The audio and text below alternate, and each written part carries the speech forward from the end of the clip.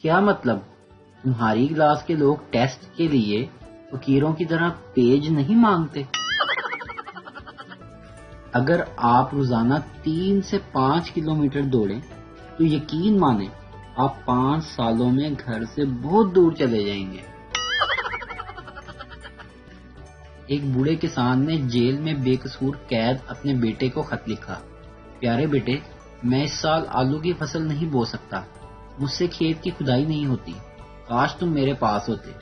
بیٹے نے جواب میں لکھا، ابا جان، کھیت میں کھدائی نہ کرنا، وہاں میں نے اسلحہ چھپا رکھا ہے۔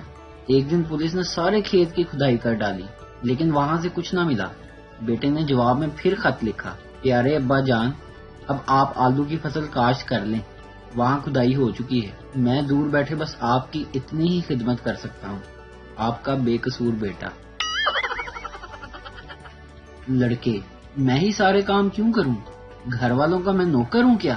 لڑکیاں، میں گھر کے سارے کام دل سے کرتی ہوں، آخر میں اس گھر کی بیٹی ہوں، میرا فرض بنتا ہے۔